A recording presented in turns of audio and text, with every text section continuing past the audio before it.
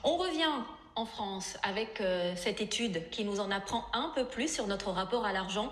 Nous en retirons de moins en moins aux distributeurs, en moyenne 1 à 2 retraits par mois seulement. Est-ce la fin du liquide?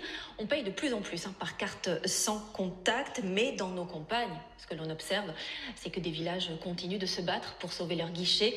Dernier exemple en date, à Aigres, la mairie a décidé d'installer le sien. Quand le distributeur devient communal, c'est un reportage de Guillaume Ployer et Christophe Deveau. Il affiche fièrement les couleurs de la commune et pour cause, ce distributeur de billets ne dépend d'aucune banque. C'est la municipalité seule qui vient de l'installer au cœur du village.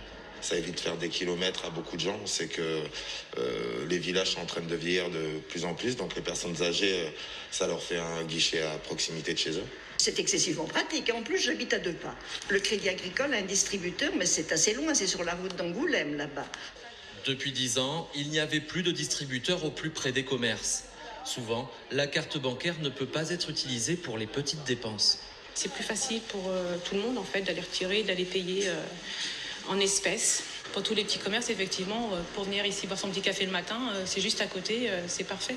Le jour du marché où le stationnement est un peu plus compliqué, si vous invitez la personne à reprendre sa voiture, donc là, il y a 9 chances sur 10 que le client soit perdu pour l'économie locale. 40 transactions quotidiennes sont enregistrées en moyenne, le double les jours de marché. En plus de sa proximité, ce distributeur communal a aussi un autre avantage. Si je vais dans une autre banque qui n'est pas la mienne, j'ai des frais bancaires, alors qu'ici, j'en ai pas. Coût de l'opération pour la municipalité, 20 000 € pour le distributeur et 1 000 € de loyer mensuel. Aucune banque n'avait répondu aux demandes du maire. Nous avons donc sollicité des prestataires, des convoyeurs de fonds en direct et c'est donc la solution de l'un d'entre eux que nous avons retenu pour avoir une gestion directe. La mairie en quelque sorte devient la banque et après on a un prestataire qui s'occupe de la gestion, du réapprovisionnement.